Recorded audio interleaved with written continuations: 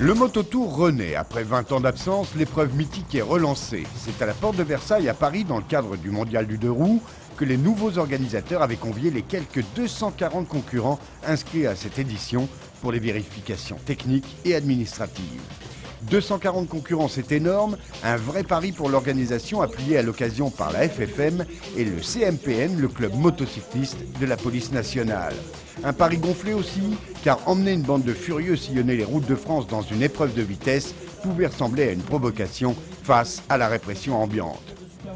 2300 km, des parcours de liaison entre chaque ville, il y aura un parcours de liaison soumis aux conditions du code de la route. Ce sont des routes, des petites routes très sinueuses, 60 km/h de moyenne, donc imposition par le code de la route. On pointe quand même, on est forcé de passer dans des contrôles de passage et chaque jour dans ces routes de liaison, il y a 3 spéciales automatiquement. Une spéciale, c'est une route fermée où le départ c'est un par un, seul le chrono compte.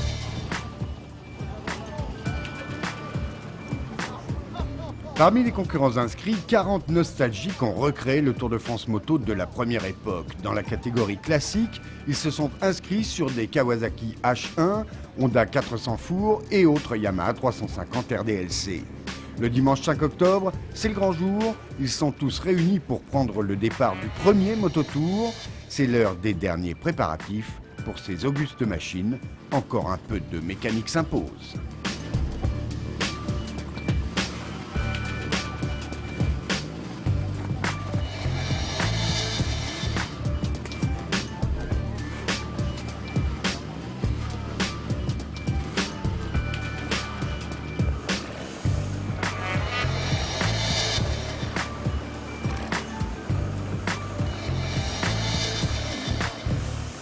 On est là pour la gang.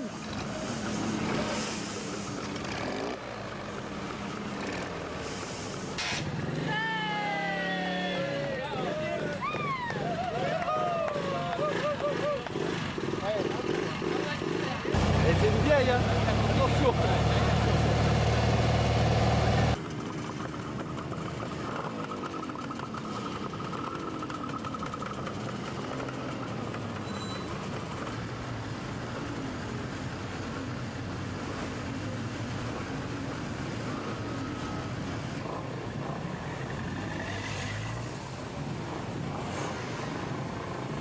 Pour les autres inscrits, une grande latitude a été laissée dans le choix des machines. Yamaha, qui a engagé des T-Max, a aussi convié un ancien du Tour, Dominique Sarron. J'ai eu l'occasion de participer à 2 reprises. Si ma mémoire est à peu près bonne, ça devait être en 80 et 81. Donc ça fait quand même plus de 20 ans. Donc c'était des motos différentes, tout était un petit peu différent, mais j'espère en tout cas qu'on pourra retrouver un peu cet esprit où on mélange un petit peu des genres, des pilotes un peu connus, des anonymes, donc mélanger un peu toute cette population motard, je trouve que c'est une très bonne initiative. Donc après le parcours, j'ai uniquement repéré 3 spéciales, dont les 2 spéciales de nuit qui sont autour de chez moi, dans ma région, en Auvergne, et je veux dire que ça va pas être facile. Ça ne va pas être facile, mais bon, je pense qu'il faut, en tout cas en ce qui me concerne, pas se prendre trop au jeu, parce que la route n'est pas un circuit, les conditions de sécurité ne sont pas du tout les mêmes. Donc j'attends avec impatience le circuit du Mans pour pouvoir me faire plaisir. Se faire plaisir, le mot est lâché, mais en tout cas, c'est ce que sont venus faire ici la plupart des concurrents, surtout quand on s'appelle Phil Reed et qu'on est une véritable légende du sport moto.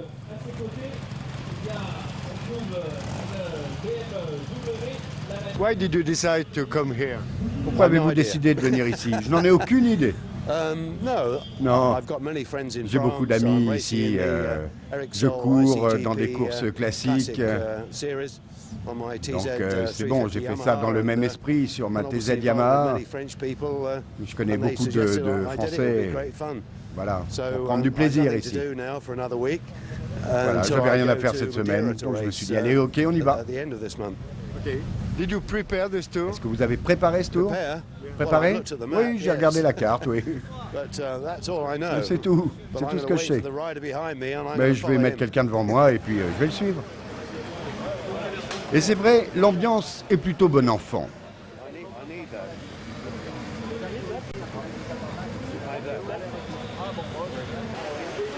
Hugo Frey est venu assister au départ. Souleymane Mbaye, champion du monde de boxe, répond aux interviews avant de prendre le guidon de son scooter. Et ce sera finalement sous le drapeau tenu par Jean-François Lamour, le ministre des Sports, que les premiers concurrents, les jeunes participants du trophée Peugeot, vont pouvoir s'élancer. Prudent, Fleury, le numéro 408. C'est parti pour Jérémy Font le 407 et William Fleury le 408. Ce dispositif mis en place autour du Tour de France pour tout ce qui est le respect des règles de la route, celui aussi d'une adhésion commune entre les forces de police qui sont chargées justement d'encadrer, de préparer ce tour, et également les participants au Tour de France qui vont eux-mêmes faire en sorte de respecter ces règles, surtout sur les tronçons de liaison, est très important. Je crois que c'est véritablement allié à la fois une passion, quelque chose de fusionnel, mais aussi le respect des règles. Et c'était très important que je puisse à la fois saluer une épreuve sportive magnifique et également cet aspect des choses qui est celui du respect des règles et du code de la route. C'était très important. Le Tour s'élance pour une première journée de liaison entre Paris et Tours.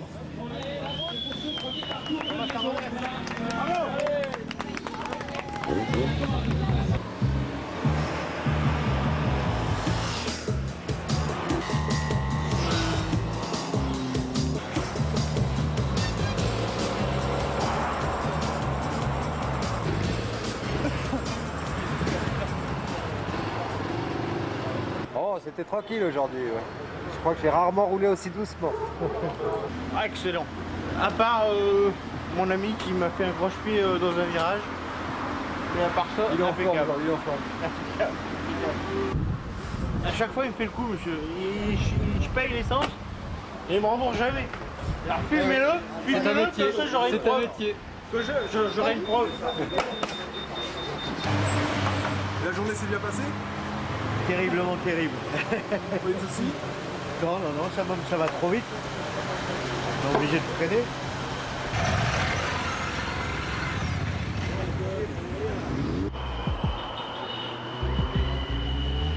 Ambiance bon enfant, donc tout au long du trajet aussi, les spectateurs sont nombreux au bord des routes pour assister à ces premiers tours de roue.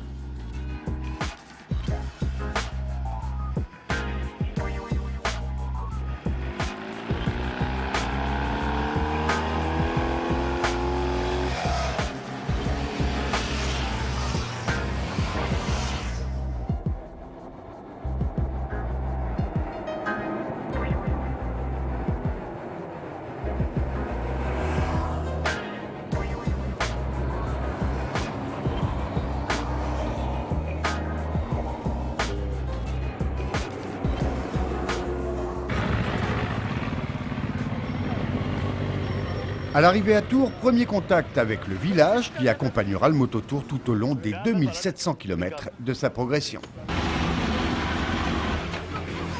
Monsieur Ariot, Jean-Louis de son prénom. Qu'est-ce qu'il a comme licence, monsieur Jean-Louis Ariot? Jour.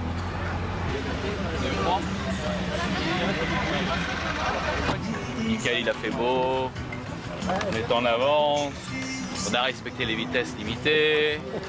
Non, mais on a envie que ça attaque parce qu'on a roulé là, on a roulé.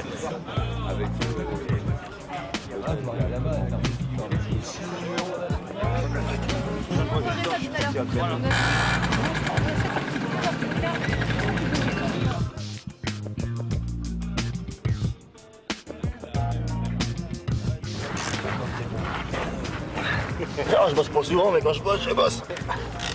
Et puis là, attends, faut... Par contre, faut que je commence avec le métrage.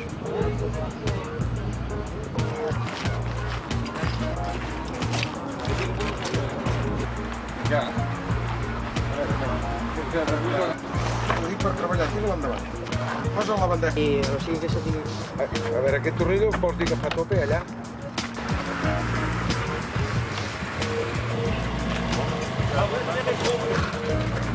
Là, on a les mains un peu noires, désolé.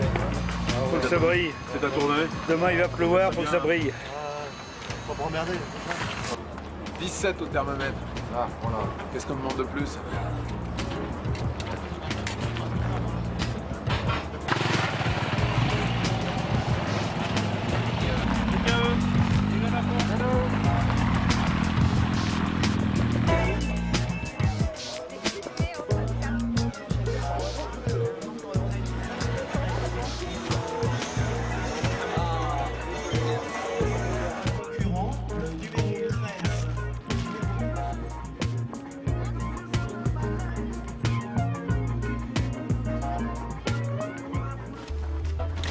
Les choses se corsent dès le lendemain. Réveil 5 h, départ à 6. Bruno Bonnehuile a un peu de mal. Ça fait un peu juste, quoi.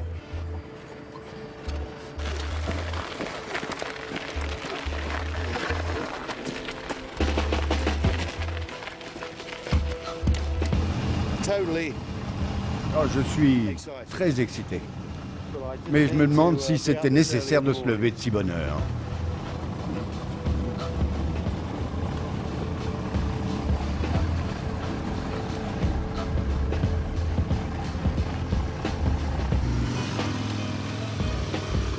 L'heure est matinale, c'est vrai, mais les organisateurs commencent tout juste à prendre la mesure du nombre de pilotes qu'ils ont à gérer. La liaison va mener les concurrents au circuit du Mans pour une première spéciale chronométrée. Ça y est, le Tour 2003 est définitivement lancé dans cette deuxième étape qui conduira les pilotes à Montluçon. Une fois que vous avez pointé, vous passez dans le parc d'attractions. Cette spéciale en forme d'échauffement sera marquée par la domination d'un vrai maître de la piste, Dominique Sarron. Il devient ainsi le premier leader de l'épreuve.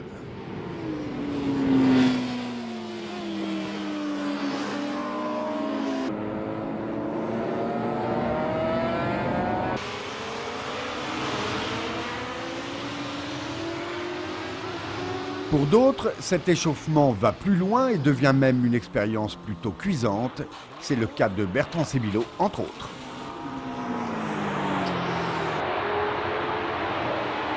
Plusieurs catégories composent le plateau, Unlimited, Mono, Side, Scooter et Classique. En ce début de tour, chacun se demande quel type de parcours les organisateurs ont pu imaginer. Hormis pour les quelques habitués des rallyes routiers, le choix de la bonne machine reste une inconnue.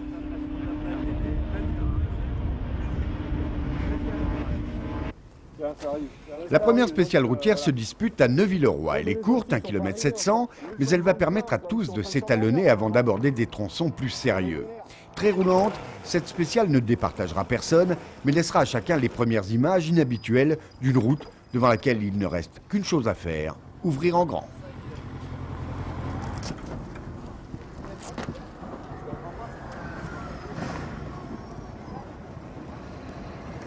C'est pas mal passé apparemment sur le circuit. Ouais, sur le circuit, oui, maintenant ça va se compliquer un petit peu. Pour l'occasion, notre guide s'appelle Manoël Delaval. Il est le tout nouveau champion de France des rallyes.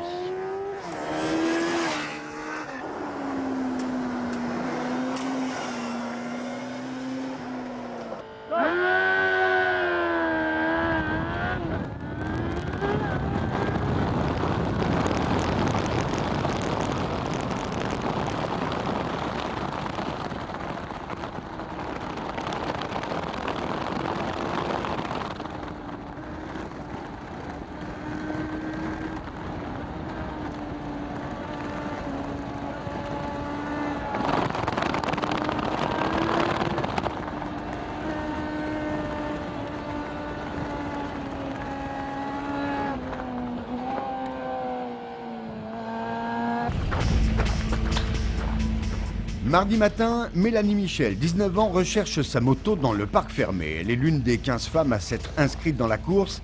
Pour elle, le rythme est soutenu et la découverte du mototour est déjà en soi une véritable épreuve.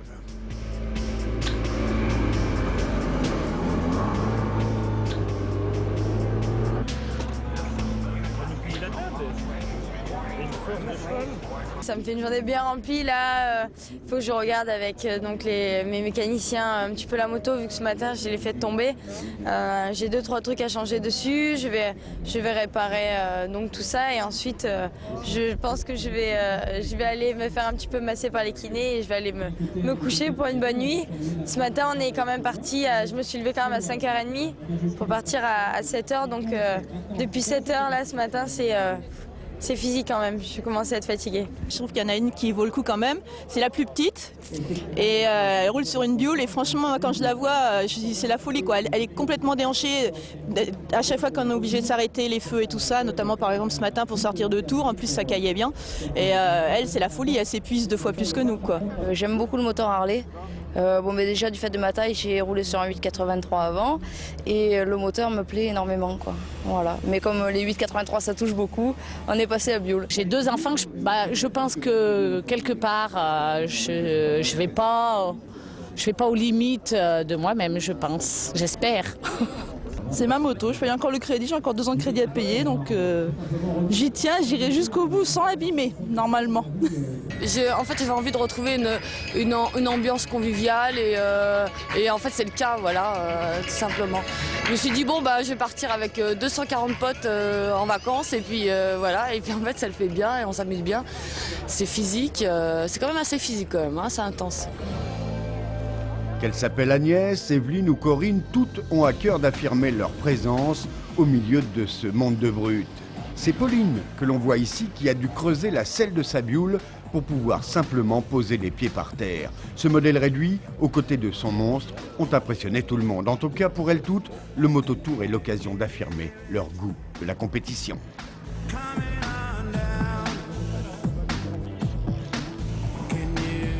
Autre catégorie, celle des scooters. Pour y figurer en bonne place, certains constructeurs ont engagé quelques pointures pour tenter d'y imposer leur Bergman et autres T-Max. Ainsi, Nicolas Dussauge ou Philippe Monneret qui nous emmènent ici dans un style très particulier sur le tracé de la spéciale des Gurandes.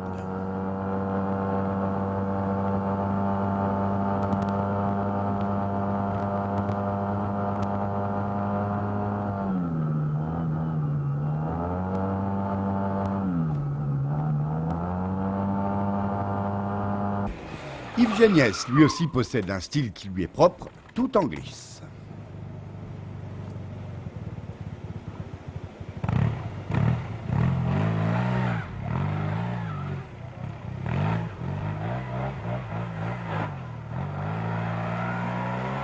Il n'empêche, l'important ici est de prendre du plaisir et rassurez-vous, le but a été atteint, quelle que soit la catégorie.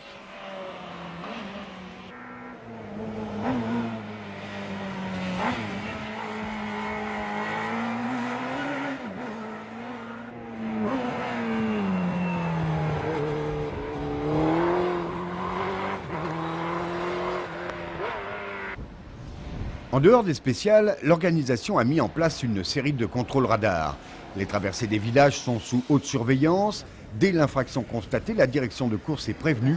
Ce système aura coûté son tour à un seul concurrent cette année. Retour à la course, nous sommes au 3e jour de l'épreuve. Le classement donne pour l'instant la supériorité aux pilotes de vitesse. Dominique Sarron a pris une telle avance sur le circuit du Mans qu'il pointe pour l'instant à la 2e place du général, à 3 secondes seulement de Stéphane Coutel, le rédacteur en chef de Motojournal. Richard Gouzeau est en 3e position et Bertrand Sébido, notre essayeur préféré, pointe lui à la 6e place.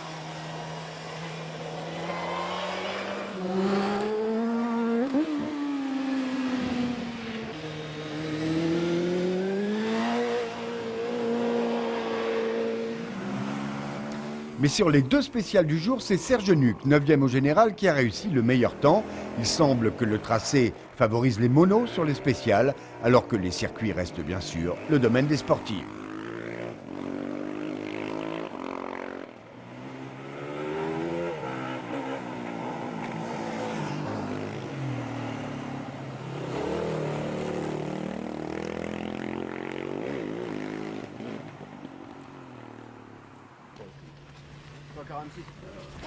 Merci. Et ben allez. Ouais. Il reste 5 étapes à parcourir, dont 9 spéciales sur route et 2 circuits. Dans les têtes des pilotes, les calculs se font à grande vitesse. Malheureusement, les stratégies qui commencent à voir le jour vont devoir être revues. Le temps humide et certains manques dans l'organisation de quelques spéciales vont être à l'origine de quelques annulations. Ici, la mise en place de la spéciale de Saint-Quentin oblige les concurrents à une longue, très longue attente. On en profite pour prendre un peu de repos, couché sur le sol à la française ou ici à l'anglaise, comme Mr. Reed sur sa machine.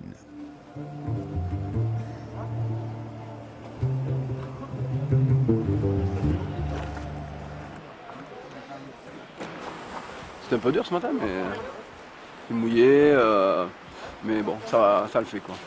Pour l'instant, je pense que je suis toujours à ma place.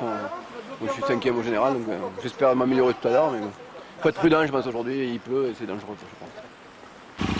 La spéciale aura finalement lieu, l'occasion de voir à l'œuvre quelques-uns des pilotes du Mototour sur des routes pas toujours très faciles.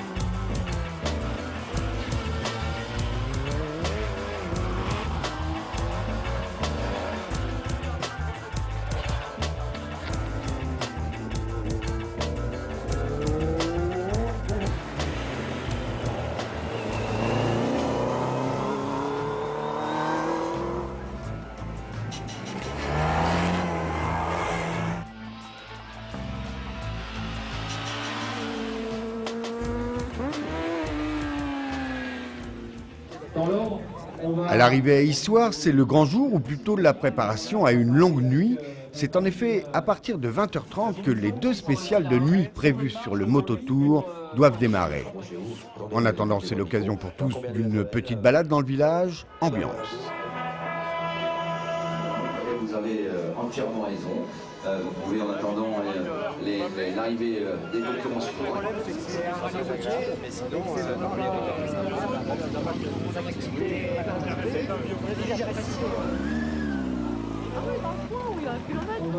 Bertrand Sébillot, Eric aussi, Bertrand Sébillot. Oui, on va parler avec notre ami Gilles Husson qui semble-t-il a un petit peu de marge devant lui pour Gilles Husson, vainqueur du Tour de France.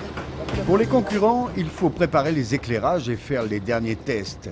Une pluie fine tombe sur l'Auvergne, on sent une ambiance tendue, le ciel est menaçant, bref, la nuit promet d'être chaude.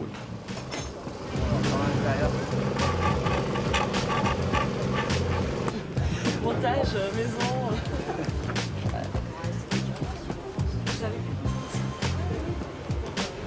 La resserrée ici.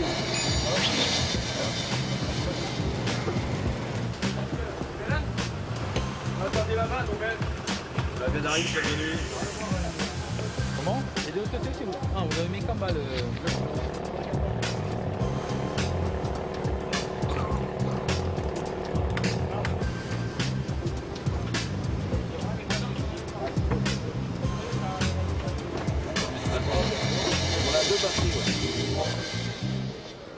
Nous sommes avec Marc Fontan. Il est venu encourager ses troupes au parc fermé. Mise bout à bout, quelques tranches de la vie d'un organisateur présent sur tous les fronts.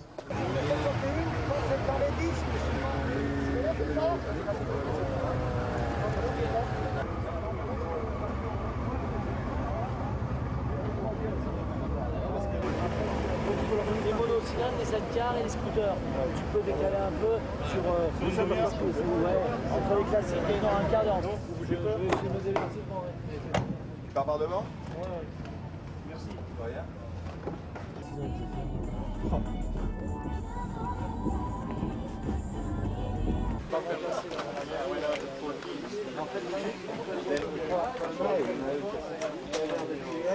Je regarde si c'est 25.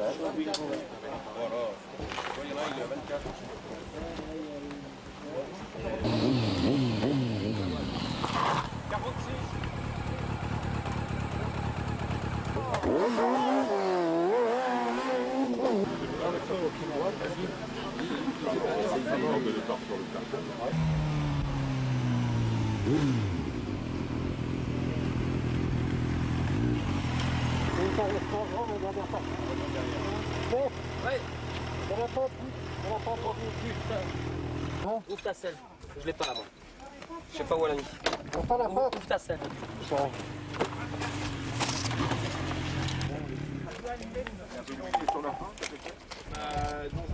Pour faire le mécano, qu'est-ce qui s'est cassé? Ça risque rien?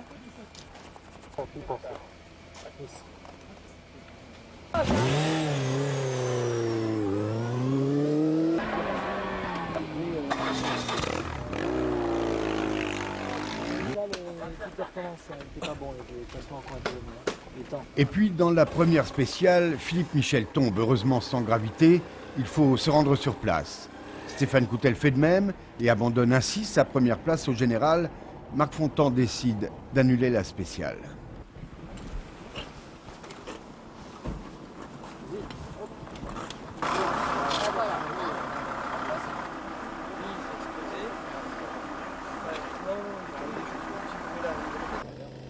C'est la déroute dans le Team Moto Journal. Bertrand Sébillot, lui aussi, est contraint à l'abandon. C'est un problème de circuit d'huile, de pression d'huile.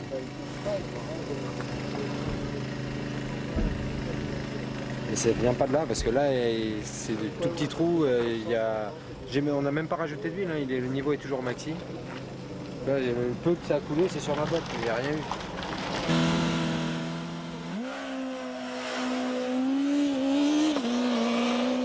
Si la première spéciale est annulée pour raison de sécurité, l'autre est maintenue. On voit apparaître un inconnu qui se révèle particulièrement rapide dans ces conditions extrêmes.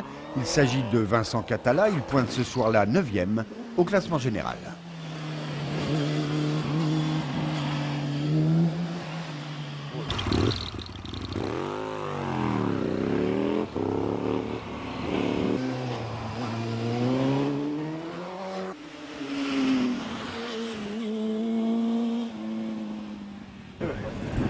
Le retour à Issoire se fait tard dans la nuit, jusque vers 4 h du matin, on verra pointer les concurrents. Une nuit qui, tout le monde en est sûr, laissera des traces. 48. 1h48 pour le 80. 80.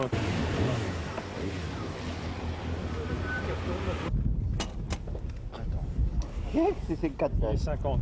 La première spéciale du lendemain se dispute sur le circuit d'Issoire. Après une courte nuit donc, la fatigue commence à faire son apparition. Ambiance entre amateurs d'anciennes, quelques minutes avant le départ. Il y avait 7 châtaigniers. Ah ben c'est pire que la montagne. La barre de coupe, c'est pire que la montagne. Arrière, On va donner les... On va donner les... Mais c'est pas... Ouais, non, il est dans la...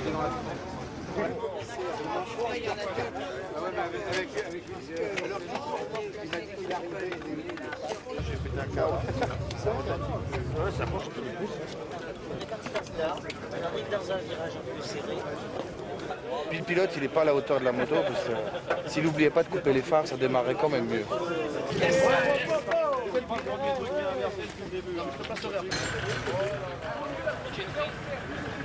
Vous êtes reparti pour une nouvelle journée?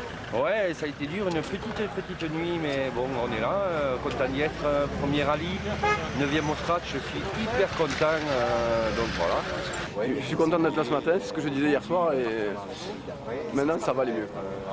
Je redoutais la spéciale de nuit, la liaison de nuit, je trouve ça très dangereux, donc là je suis content maintenant de voir les choses avec le jour. Pour les classiques, la plupart des spéciales sont les mêmes que pour les autres concurrents, et comme vous allez le voir, on n'amuse pas le terrain.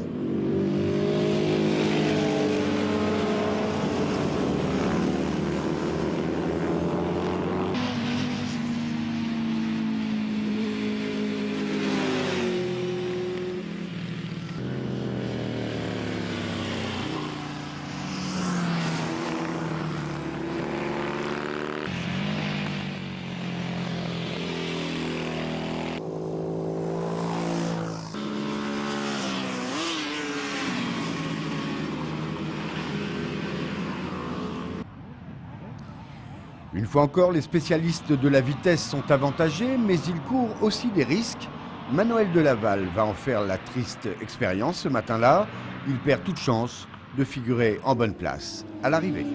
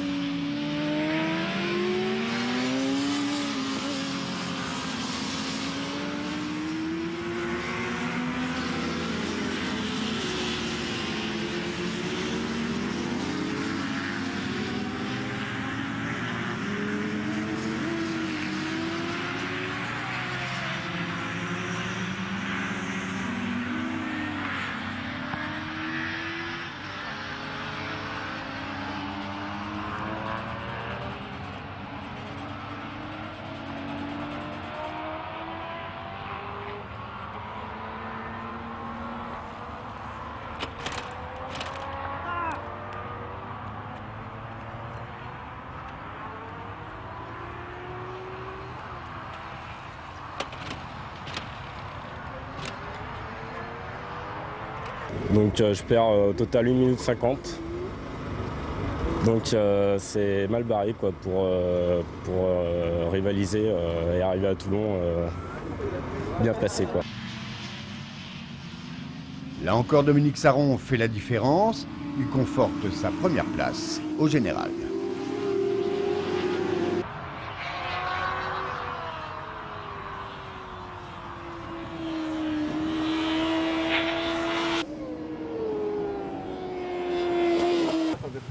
Par contre, bonne nouvelle, du coup, chez Brembo... La première spéciale sur route du jour est la même que celle de la nuit. Maintenant, chez Brembo, Ça reste courtois en apparence et féroce en arrière-boutique. Et pour l'instant, le tracé, tout, ça vous a à peu près satisfait? Tracé magnifique, ouais, très bien.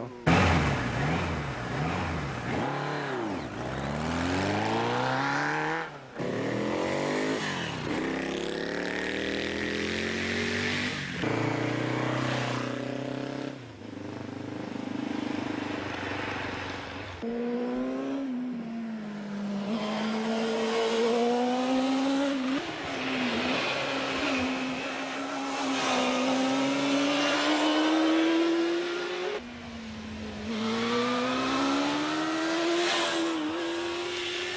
un baroud d'honneur et avant de remonter sur Paris, afin de ne pas quitter le Tour sur une mauvaise impression, Bertrand Sébillot accepte d'emmener notre caméra sur cette spéciale de Saint-Étienne-sur-Usson. On s'accroche.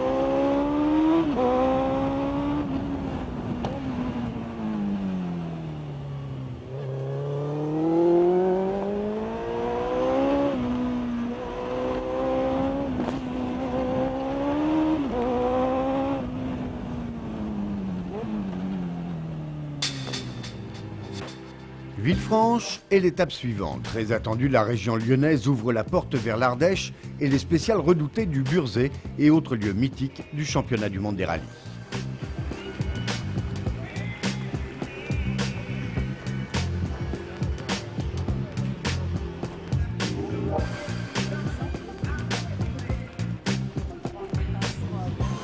Dans le village, comme chaque jour, les stands accueillent les partenaires du Mototour. Les initiateurs du challenge Peugeot sont présents. L'idée originale qu'ils ont développée pour l'occasion est de faire participer des adolescents au Mototour. Ceux-ci ne parcourent pas toutes les liaisons, mais ils courent dans les spéciales à leur rythme. Le prix pour le vainqueur sur la totalité de l'épreuve est le scooter plus l'équipement.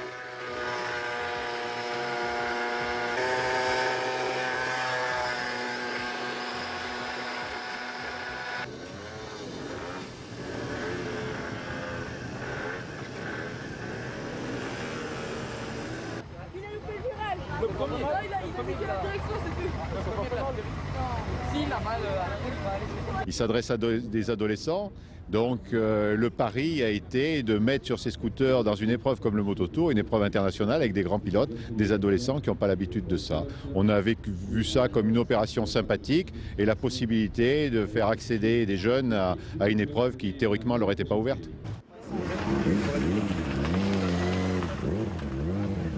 Villefranche à l'est, deux belles spéciales sont au menu de la journée, il est 5h30 du matin et les uns et les autres se préparent à avaler leur dose quotidienne de bitume. Salut, 102, c'était classé combien de à peu près après les feuilles, 96 là-bas. Là, ça va, j'ai quand même reposé toute cette nuit. Parce que bon, hier, on a fait les spéciales de nuit, donc j'étais un peu fatiguée. On a dormi que 2 heures. Je suis rentrée hier soir à 9 heures. Je commence à être un peu courbaturée. J'ai mal au bras.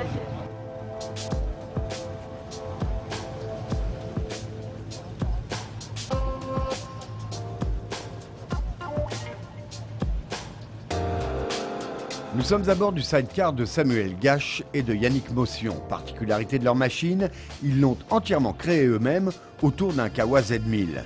Ces Ardéchois d'adoption roulent sur leur terre, ils connaissent un peu le spécial sans plus. En tout cas, ça va aller très vite. Accrochez-vous.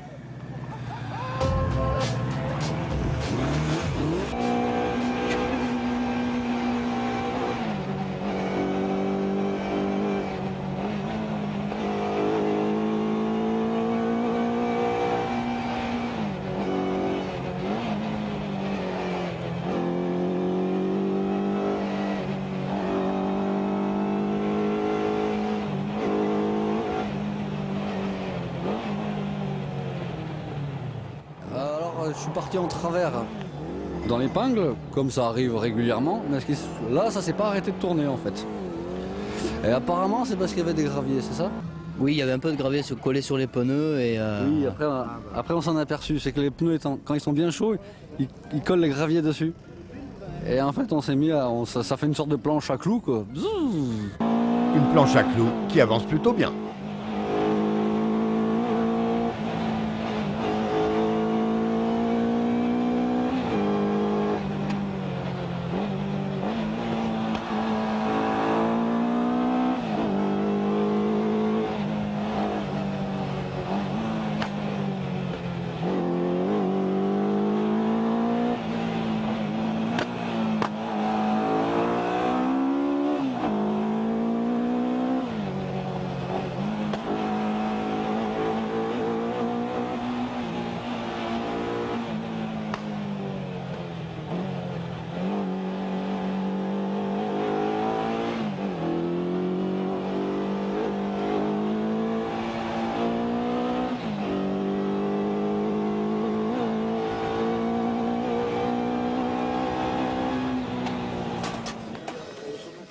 Pointage à l'entrée de la spéciale de Dornas.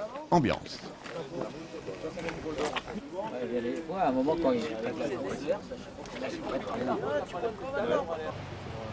Votre doigt être bon, tu dois être bon là. Non, c'est dans la minute là. Encore une fois, c'est Serge Nuc qui va l'emporter, mais le super motard ne parvient pas à remonter le temps gagné par Saron sur les circuits de vitesse. Au compte de la journée, Nuc est à seulement 10 secondes du leader. 16 secondes derrière, Vincent Catala est en embuscade. Le privé étonne tout le monde par sa régularité et des résultats en constante amélioration. Il se révèle chaud, mais fait preuve d'une étonnante maturité dans la conduite de sa course. Quant au style de Serge Nuc, il reste inimitable.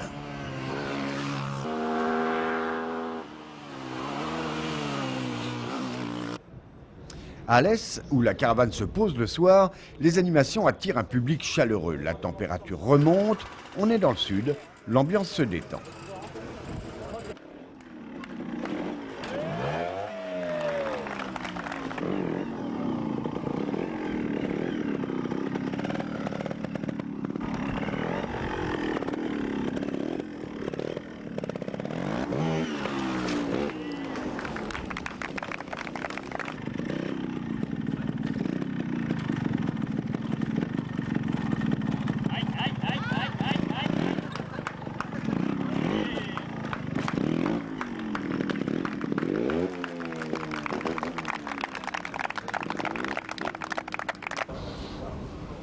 Alors que dans le parc assistance, les équipes de mécaniciens s'affairent autour des machines, l'heure des comptes arrive.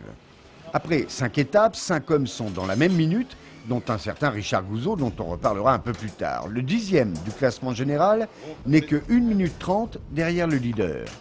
Les dernières spéciales sur route, il y en a 4 jusqu'à l'arrivée, et les quelques tours du circuit d'Alès réserveront donc leur verdict jusqu'au dernier moment.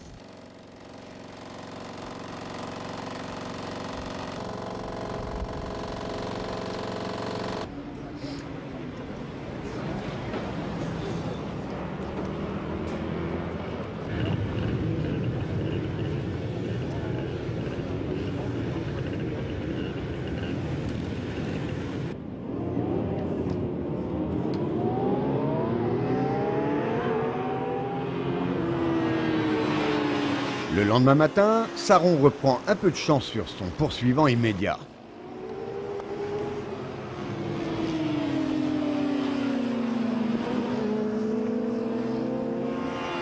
Mais on le voit sur ces images, il est impossible à un mono de 450 cm3 de venir se mesurer aux spécialistes de la vitesse dans ces conditions.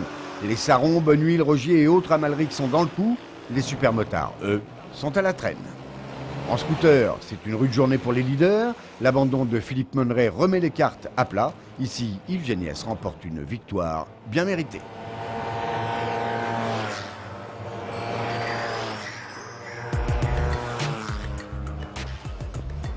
Dernier sur le numéro 181. Après une rapide liaison au milieu des vignes de la région d'Alès, le combat reprend, toujours plus au sud. Dans la spéciale numéro 13, l'enduriste doit faire la différence s'il veut se rapprocher à nouveau pour tenter de rattraper Saron. Ce jour-là encore, le Béarnais va faire le maximum, il remonte mais reste malgré tout en retraite de 43 secondes. La sanction du circuit est lourde, mais Nuc a le couteau entre les dents et il va nous le prouver dans la spéciale du col de Mur.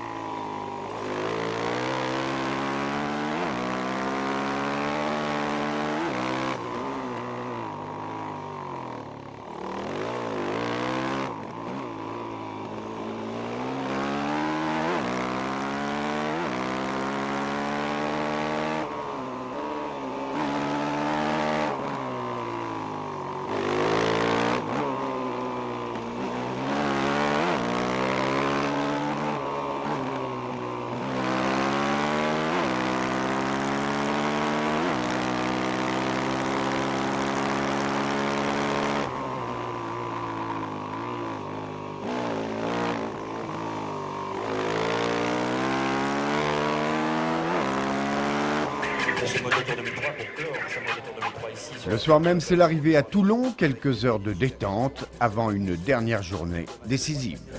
Bien passé aujourd'hui aussi. Allez, Jean-Louis André,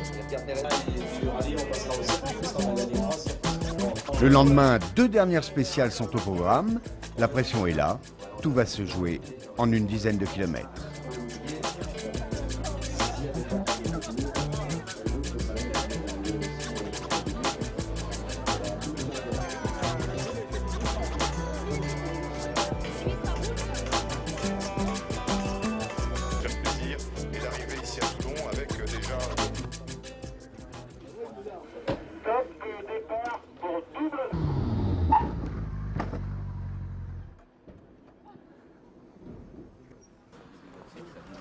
C'est le 4 en fait.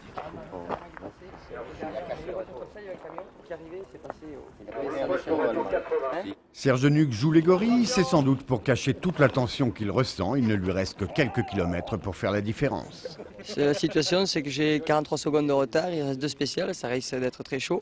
Dans tous les cas, je vais faire comme d'habitude, donner le maximum dans les spéciales sinueuses et dans les bois pour essayer de les remporter. Et derrière, ça pousse. Derrière, ça pousse aussi. On est carrément dans la même seconde, donc ça va être chaud, mais l'objectif c'est pas de regarder derrière, il faut toujours regarder devant et pas s'occuper de ce qui se passe derrière. Normalement, je dirais que cette avance devrait me permettre de rester en tête à l'arrivée, mais tant qu'on n'a pas passé la ligne, on peut toujours commettre une erreur, faire une petite faute et tout peut être compromis d'un instant à l'autre. Là, on arrive.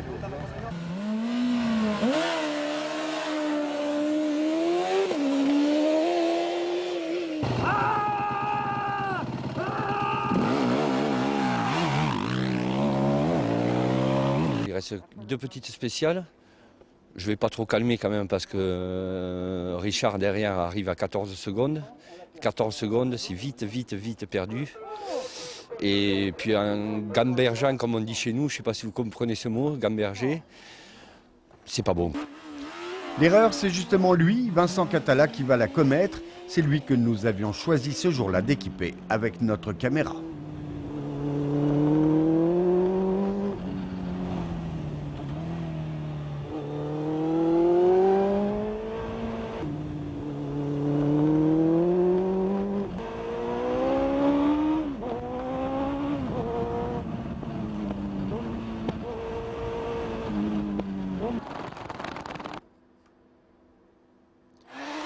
Résultat, 3 tonneaux et de graves difficultés ensuite pour finir la course. Accélérateur bloqué à fond, le coude très abîmé, le pilote malchanceux tente de rallier l'arrivée. Il doit couper l'injection pour aborder les virages, relancer sa machine avec, on l'imagine, des idées noires plein la tête. Résultat, une 18e place au classement général et de la part de tous, la reconnaissance pour une course exceptionnelle.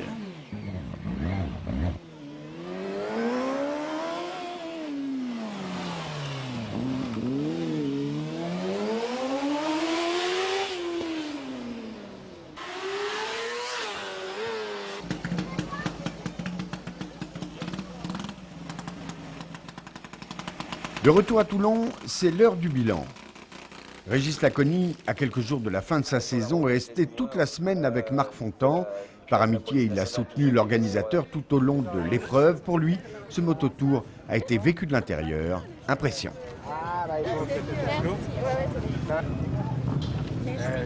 Je dirais que ça a été quand même une grande semaine. Bon, le seul problème, c'est les horaires. On est souvent couché tard et levé tôt. Ça, c'est pas très bon.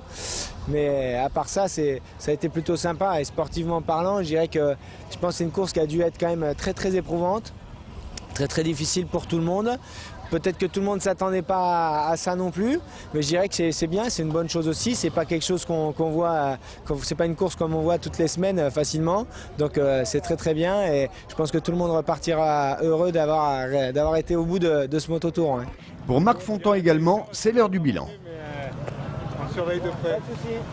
C'est une grande semaine, hein. Le défi est réalisé, il n'est peut-être pas parfait, on a beaucoup à travailler, il faut être clair, il ne faut pas être vainqueur. Par contre, les pilotes ont rempli un peu leur contrat, leur mission.